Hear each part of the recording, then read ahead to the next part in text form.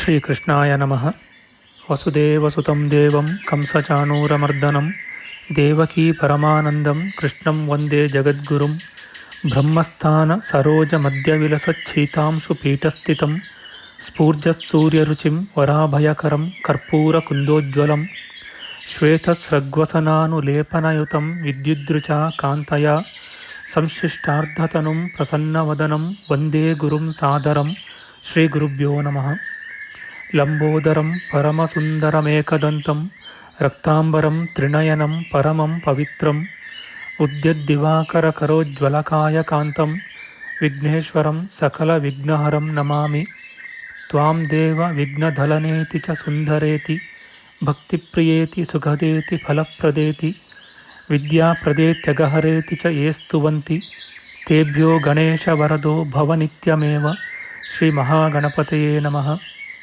ಯಾ ಕುಂದೇಂದು ತುಷಾರಹಾರಧವಳ ಯಾ ಶುಭ್ರವಸ್ತ್ರಾವೃತ ಯಾ ವೀಣಾ ವರದಂಡಮಂಡಿತಕರ ಯಾ ಶ್ವೇತಪದ್ಮಾಸನ ಯಾ ಬ್ರಹ್ಮಾಚ್ಯುತಶಂಕರಪ್ರಭೃತಿಭಿಃ ದೇವೈಃ ಸದಾ ವಂದಿತಾ ಸಾ ಮಾಂ ಪಾತು ಸರಸ್ವತೀ ಭಗವತಿ ನಿಶ್ಶೇಷಜಾಡ್ಯಾಪಃ. ಶ್ರೀ ಸರಸ್ವತ್ಯೇ ನಮಃ. ವೇದಾರ್ಥತತ್ವವಿಶದೀಕರಣೇನ ಪುಂಸಾಂ ಉಚ್ಚೈರ್ಗತಿಂ ಜಗತಿ ಯೋ ದಯಯಾ ವಿಧಾತುಂ ರಮ್ಯಾಂ ಪುರಾಣಪದವೀಂ ಪ್ರಣಿನಾಯ ತಸ್ಮೈ ಲೋಕೇಶವೈಭವಪುಷೇ ಋಷಯೇ ನಮಸ್ತಾತ್. ತಸ್ಮೈ ವ್ಯಾಸಾಯ ಮುನಯೇ ಸರ್ವಜ್ಞಾಯ ಮಹರ್ಷಯೇ ಪಾರಾಶರ್ಯಾಯ ಶಾಂತಾಯ ನಮೋ ನಾರಾಯಣಾತ್ಮನೇ. ಶ್ರೀವ್ಯಾಸಾಯ ನಮಃ. ನಾರಾಯಣಂ ನಮಸ್ಕೃತ್ಯ ನರಂ ಚೈವ ನರೋತ್ತಮಂ ದೇವೀಂ ಸರಸ್ವತೀಂ ವ್ಯಾಸಂ ತತೋ ಜಯಮುದೀರಯೇತ್. ಕನಕರುಚಿದುಕೂಲಃ ಕುಂಡಲೋಲ್ಲಾಸಿಗಲ್ಲಃ ಶಮಿತಭುವನಭಾರಃ ಕೋಪಿ ಲೀಲಾವತಾರಃ ತ್ರಿಭುವನಸುಖಕಾರಿ ಶೇಷಶಾಯೀ ಮುಕುಂದೋ ಪರಿಕಲಿತರಮಾಂಗೋ ಮಂಗಲಂ ನಸ್ತನೋತು. ನಮಾಮಿ ಗೋವಿಂದಪದಾರವಿಂದಂ ಸದೇಂದಿರಾನಂದನಮುತ್ತಮಾಡ್ಯಂ ಜಗಜ್ಜನಾನಾಂ ಹೃದಿ ಸನ್ನಿವಿಷ್ಟಂ ಮಹಾಜನೈಕಾಯನಮುತ್ತಮೋತ್ತಮಂ. ನಮಸ್ತೆ ಚಕ್ರಹಸ್ತಾಯ ಶಾಂಗಹಸ್ತಾಯ ತೇ ನಮಃ. ನಂದಹಸ್ತಾಯ ತೇ ವಿಷ್ಣೋ ಶಂಖಹಸ್ತಾಯ ತೇ ನಮಃ. ಓಂ ನಮೋ ವಾಸುದೇವಾಯ ನಮಃ ಸಂಕರ್ಷಣಾಯ ಚ ಪ್ರದ್ಯುಮ್ನಾಯ ನಮಸ್ತುಭ್ಯಂ ಅನಿರುದ್ಧಾಯ ತೇ ನಮಃ. ದಂಷ್ಟ್ರಾಗ್ರೇಣೋ ಧೃತಾ ಗೌರು ದಧಿಪರಿವೃತಾ ಪರ್ವತೈರ್ನಿಮ್ನಗಾಭಿಃ ಸಾಕಂ ಮೃತ್ಪಿಂಡವದ್ಬೃಹದುರ್ವಪುಷಾನಂತರೂಪೇಣ ಯೇನ ಸೋಯಂ ಕಂಸಾಸುರಾರಿರ್ಮುರನರಕದಶಾಸ್ಯಾಂತಕೃತ್ಸರ್ವಸಂಸ್ಥಃ ಕೃಷ್ಣೋ ವಿಷ್ಣುಃಸುರೇಶೋ ನುದತು ಮಮ ರಿಪೂನ್ ಆದಿದೇವೋ ವರಾಹಃ. ನಮಸ್ತಸ್ಮೈ ವರಾಹಾಯ ಲೀಲಯೋದ್ಧರತೆ ಮಹೀಂ ಖುರಮಧ್ಯಗತೋ ಯಸ್ಯ ಮೇರುಖಣಖಣಾಯತೆ. ಶ್ರೀ ವರಾಹಮೂರ್ತಯೇ ನಮಃ. ಪ್ರಿಯ ಬಾಂಧವರೇ, ನಮ್ಮ ಈ ಶ್ರೀ ಲಾಲೀಕೃಷ್ಣ ಚಾನಲ್ಗೆ ಸ್ವಾಗತ. ಇಂದಿನ ವಿಡಿಯೋದಲ್ಲಿ ನಾವು ಶ್ರೀ ವರಾಹ ಮಹಾಪುರಾಣದ 128ನೆಯ ಅಧ್ಯಾಯದ ಪೂರ್ವಭಾಗದ ವಿಚಾರ ಮಾಡೋಣ. ಈ ಅಧ್ಯಾಯದಲ್ಲಿ ಕ್ಷತ್ರಿಯ ದೀಕ್ಷೆಯ ಕ್ರಮ, ವೈಶ್ಯ ದೀಕ್ಷಾಕ್ರಮ, ಶೂದ್ರ ದೀಕ್ಷಾಕ್ರಮ, ಬ್ರಾಹ್ಮಣಾದಿ ಚತುರ್ವರ್ಣ ದೀಕ್ಷಿತರಿಗೆ ವಿಹಿತವಾದ ಕೊಡೆಗಳು, ಗಣಾಂತಿಕವೆಂಬ ದೀಕ್ಷೆಯ ವಿಚಾರ, ದೇವೋಪಚಾರ ಕ್ರಮದ ವಿಚಾರ ಮಾಡೋಣ. ಶ್ರೀಕೃಷ್ಣಾಯ ನಮಃ.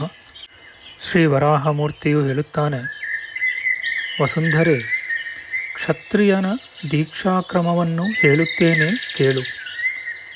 ಪೂರ್ವದಲ್ಲಿ ಕಲಿತಿರುವ ಆಯುಧಗಳೆಲ್ಲವನ್ನೂ ಪೂರ್ತಿಯಾಗಿ ಪರಿತ್ಯಜಿಸಿದ ಬಳಿಕ ಕ್ಷತ್ರಿಯನಿಗೆ ಮುಂಚೆ ಹೇಳಿರುವ ಮಂತ್ರದಿಂದಲೇ ದೀಕ್ಷೆಯನ್ನು ಮಾಡಿಸಬೇಕು. ಕೀರ್ತಿವಂತೆ, ಬ್ರಾಹ್ಮಣ ದೀಕ್ಷೆಗೆ ನಾನು ಹೇಳಿದ ದ್ರವ್ಯಗಳಲ್ಲಿ ಒಂದೆರಡನ್ನು ಮಾತ್ರ ಬಿಟ್ಟು ಉಳಿದುದೆಲ್ಲವನ್ನೂ ತರಬೇಕು.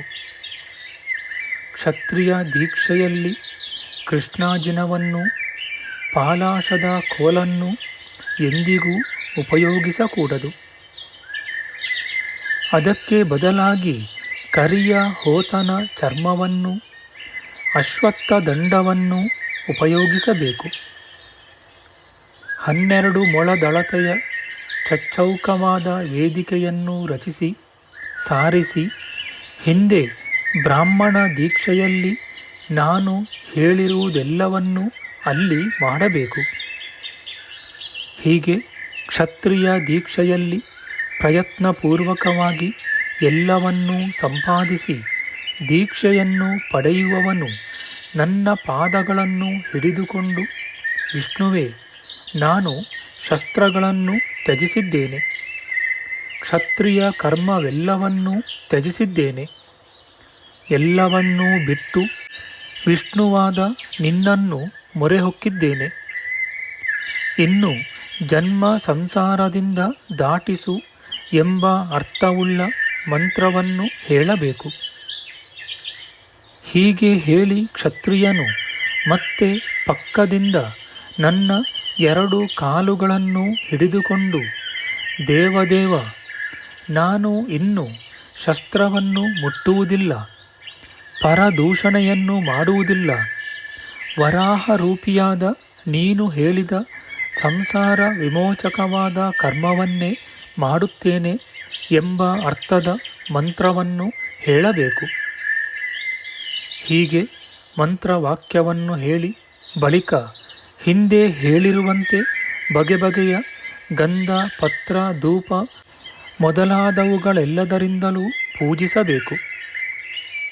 ಭೂದೇವಿ, ಬಳಿಕ ಶುದ್ಧರಾದ ಭಗವದ್ಭಕ್ತರಿಗೂ ಹೀಗೆಯೇ ಹಿಂದೆ ಹೇಳಿರುವ ಪದಾರ್ಥಗಳಿಂದಲೇ ಭೋಜನವನ್ನು ಮಾಡಿಸಬೇಕು. ದೇವಿ, ಇದೇ ಕ್ಷತ್ರಿಯನಿಗೆ ಸಂಸಾರ ಮೋಕ್ಷಕವಾದ ದೀಕ್ಷೆ. ನನ್ನ ಅನುಗ್ರಹದಿಂದ ಉತ್ತಮವಾದ ಸಿದ್ಧಿಯನ್ನು ಬಯಸುವುದಾದರೆ ಇದನ್ನು ಪಡೆಯಬೇಕು. ಸುಂದರಿ, ಇನ್ನು ವೈಶ್ಯನಿಗೆ ದೀಕ್ಷೆಯು ಹೇಗೆಂಬುದನ್ನು ಸರಿಯಾಗಿ ಹೇಳುತ್ತೇನೆ ಕೇಳು. 3ನೆಯ ವರ್ಣದವನಾದ ವೈಶ್ಯನು ನನ್ನ ಕರ್ಮ ಪರಾಯಣನಾಗಿದ್ದು ಹೇಗೆ ಸಿದ್ಧಿಯನ್ನು ಪಡೆಯುವನೆಂಬುದನ್ನು ಹೇಳುತ್ತೇನೆ. ವೇದದಿಂದ ತಿಳುವಳಿಕೆಯನ್ನು ಪಡೆದವನು 10 ಮೊಳದಳತೆಯ ಚೌಕವಾದ ದೀಕ್ಷಾ ವೇದಿಕೆಯನ್ನು ಮಾಡಿಸಿ ಮೊದಲು ಗೋಮಯದಿಂದ ಸಾರಿಸಿ ನಾನು ಹಿಂದೆ ಹೇಳಿರುವ ಪದಾರ್ಥಗಳೆಲ್ಲವನ್ನೂ ಅಲ್ಲಿಗೆ ತಂದಿರಿಸಬೇಕು. ದೀಕ್ಷೆಯನ್ನು ಪಡೆಯುವ ವೈಶ್ಯನು ಗಂಡು ಆಡಿನ ಚರ್ಮವನ್ನು ಧರಿಸಬೇಕು.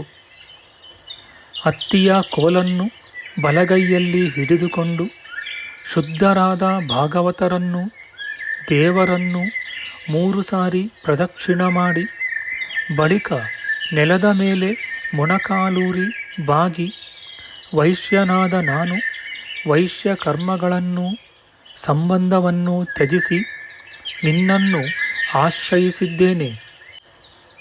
ಭಗವದನುಗ್ರಹದಿಂದ ದೀಕ್ಷೆಯೂ ಲಭಿಸಿತು.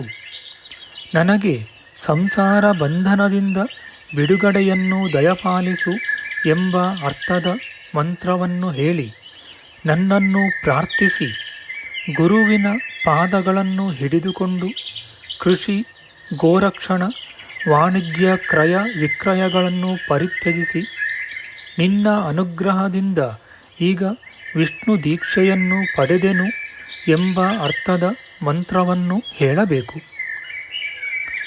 ಬಳಿಕ ದೇವರಿಗೂ ಭಗವದ್ಭಕ್ತರ ಸಮೂಹದೆದುರಿಗೂ ವಂದಿಸಿ ಅನಂತರ ದೋಷರಹಿತವಾದ ಭೋಜನವನ್ನು ಮಾಡಿಸಬೇಕು. ಸುಶ್ರೋಣಿ, ಇದೇ ನನ್ನ ಮಾರ್ಗವನ್ನನುಸರಿಸುವ ವೈಶ್ಯರು ಘೋರವಾದ ಸಂಸಾರ ಸಾಗರದಿಂದ ಪಾರಾಗುವ ದೀಕ್ಷೆ. ವರಾಂಗನೆ, ನನ್ನ ಭಕ್ತನಾದ ಶೂದ್ರನು ಹೇಗೆ ದೀಕ್ಷೆಯನ್ನು ಪಡೆದು ಸರ್ವ ಪಾಪಗಳಿಂದಲೂ ಮುಕ್ತನಾಗಬಹುದೋ ಆ ಕ್ರಮವನ್ನು ಹೇಳುತ್ತೇನೆ. ದೇವಿ, 8 ಮೊಳದಳತೆಯ ಚೌಕವಾದ ವೇದಿಕೆಯನ್ನು ಮಾಡಿಸಿ ಗೋಮಯದಿಂದ ಸಾರಿಸಿ ನಾನು ಹಿಂದೆ ಹೇಳಿರುವ ಬ್ರಾಹ್ಮಣ ದೀಕ್ಷಾ ಸಂಸ್ಕಾರ ದ್ರವ್ಯಗಳೆಲ್ಲವನ್ನೂ ಶೂದ್ರ ದೀಕ್ಷೆಗೂ ಸಿದ್ಧ ಮಾಡಿ ಆ ವೇದಿಕೆಯಲ್ಲಿ ತಂದಿರಿಸಬೇಕು. ಶೂದ್ರ ಜಾತಿಯವನಿಗೆ ನೀಲಿಯ ಬಣ್ಣದ ಹೋತನ ಚರ್ಮವನ್ನು, ಬಿದಿರಿನ ಕೋಲನ್ನು, ನೀಲಿಯ ಬಣ್ಣದ ವಸ್ತ್ರವನ್ನು ದೀಕ್ಷೆಯಲ್ಲಿ ಧರಿಸಲು ಕೊಡಬೇಕು. ಶೂದ್ರನು ಅವುಗಳನ್ನು ದೀಕ್ಷೆಗಾಗಿ ತೆಗೆದುಕೊಂಡು ನನ್ನನ್ನೇ ಮುಖ್ಯವಾಗಿ ಮೊರೆಹೊಕ್ಕು, ಶೂದ್ರನಾದ ನಾನು ಶೂದ್ರ ಕರ್ಮಗಳನ್ನು ಅಭಕ್ಷ್ಯ ಭಕ್ಷಣಾದಿಗಳನ್ನು ಬಿಟ್ಟು ಬಂದಿದ್ದೇನೆ ಎಂಬ ಅರ್ಥವುಳ್ಳ ಮಂತ್ರವನ್ನು ಹೇಳಬೇಕು. ಅದರಿಂದ ಸರ್ವ ಪಾಪಗಳನ್ನು ಕಳೆದುಕೊಂಡು ಬೇರೆಯ ಆಸೆಗಳನ್ನುಳಿದು ಜ್ಞಾನವನ್ನು ಪಡೆದ ಅವನು ಗುರುವಿನ ಅನುಗ್ರಹಕ್ಕಾಗಿ ಆತನ 2 ಕಾಲುಗಳನ್ನು ಹಿಡಿದುಕೊಳ್ಳಬೇಕು. ಬಳಿಕ ಕ್ರಮವಾಗಿ 4 ಸಾರಿ ಅಲ್ಲಿ ಪ್ರದಕ್ಷಿಣ ಮಾಡಿ ಮತ್ತೆ ನಮಸ್ಕರಿಸಬೇಕು. ಅನಂತ ರತ್ನಗಳಿಂದಲೂ ಗಂಧ ಮಾಲ್ಯಾದಿಗಳಿಂದಲೂ ದೇವನನ್ನು ಗುರುವನ್ನು ಅರ್ಚಿಸಿ ದೋಷವಿಲ್ಲದಂತೆ ವಿಧಿವತ್ತಾಗಿ ಭೋಜನವನ್ನು ಮಾಡಿಸಬೇಕು. ಶೂದ್ರರ ದೀಕ್ಷೆಯ ಕ್ರಮವೂ ಅವರು ಮಾಡಬೇಕಾದ ಉಪಚಾರ ಕ್ರಮವೂ ಇದೆ. 4 ವರ್ಣದವರಿಗೂ ಈ ದೀಕ್ಷೆಯು ದುಃಖ ಸಂಸಾರ ಮೋಕ್ಷಕವಾದುದು. ವಸುಂಧರೆ, 4 ವರ್ಣದವರಿಗೂ ಎಂತಹ ಛತ್ರಿಯನ್ನು ಕೊಡಬೇಕೆಂಬ ಬೇರೊಂದು ವಿಚಾರವನ್ನು ಹೇಳುತ್ತೇನೆ ಕೇಳು. ಬ್ರಾಹ್ಮಣನಿಗೆ ಬಿಳಿಯ ಕೊಡೆಯನ್ನು, ಕ್ಷತ್ರಿಯನಿಗೆ ಕೆಂಪು ಕೊಡೆಯನ್ನು, ವೈಶ್ಯನಿಗೆ ಹಳದಿಯ ಕೊಡೆಯನ್ನು, ಶೂದ್ರನಿಗೆ ನೀಲಿಯ ಕೊಡೆಯನ್ನು ಕೊಡಬೇಕು. ಸೂತಮುನಿಯು ಹೇಳುತ್ತಾನೆ, ಸ್ತೋತ್ರಾರ್ಹ ವ್ರತೆಯಾದ ಆ ಭೂದೇವಿಯು 4 ವರ್ಣದವರ ದೀಕ್ಷೆಯ ವಿಚಾರವನ್ನು ಕೇಳಿ ಶ್ರೀ ವರಾಹನಿಗೆ ನಮಸ್ಕರಿಸಿ ಮತ್ತೆ ನುಡಿದಳು. ಭೂದೇವಿಯು ಕೇಳುತ್ತಾಳೆ, ಕೇಶವ, ಬ್ರಾಹ್ಮಣಾದಿ 4 ವರ್ಣದವರ ದೀಕ್ಷೆಯ ವಿಚಾರವನ್ನು ಕ್ರಮವಾಗಿ ಕೇಳಿದೆನು. ನಿನ್ನ ಕರ್ಮಗಳಲ್ಲಾಸಕ್ತರಾದ ದೀಕ್ಷಿತರ ಕರ್ತವ್ಯವೇನು? ಭೂದೇವಿಯ ಮಾತನ್ನು ಕೇಳಿ ವರಾಹರೂಪಿಯು ಮಹಾಕಾಂತಿವಂತನು, ಮೇಘದುಂದುಭಿಗಳಂತೆ ಗಂಭೀರವಾದ ಧ್ವನಿಯುಳ್ಳವನೂ ಆದ ಭಗವಂತನು ಆಕೆಗೆ ಹೇಳಿದನು. ಶ್ರೀ ವರಾಹಮೂರ್ತಿಯು ಹೇಳುತ್ತಾನೆ, ಕಲ್ಯಾಣಿ, ನೀನು ನನ್ನಲ್ಲಿ ಪ್ರಶ್ನಿಸಿದುದನ್ನು ನಿಜವಾಗಿ ಕೇಳು. ಎಲ್ಲೂ ಯಾವಾಗಲೂ ನನ್ನನ್ನೇ ಧ್ಯಾನಿಸಬೇಕು. ಈ ಗಣಾಂತಿಕವೆಂಬುದು ಗೂಢವಾದುದು. ನಾರಾಯಣನ ಮಾತನ್ನು ಕೇಳಿ ಸ್ತುತ್ಯವ್ರತೆಯು ಶುದ್ಧಿಯು ಭಗವದ್ಭಕ್ತರಲ್ಲಿ ಶ್ರೇಷ್ಠಳು, ಸದಾ ಕರ್ಮಾಸಕ್ತಳು, ಭಕ್ತರಲ್ಲೂ ಅಭಕ್ತರಲ್ಲೂ ವಾತ್ಸಲ್ಯವುಳ್ಳವಳು, ಕಮಲದಳ ನೇತ್ರೆಯೂ ಆದ ಭೂದೇವಿಯು ಅತಿ ತೇಜೋಬಲಗಳುಳ್ಳ ಗಣಾಂತಿಕವೆಂಬುದನ್ನು ಕೇಳಿ ಸಂತೋಷದಿಂದ ಉಬ್ಬಿದ ಮನವುಳ್ಳವಳಾಗಿ ಕೈಗಳನ್ನು ಮುಗಿದುಕೊಂಡು ಆ ನಾರಾಯಣನಿಗೆ ಮತ್ತೆ ನುಡಿದಳು.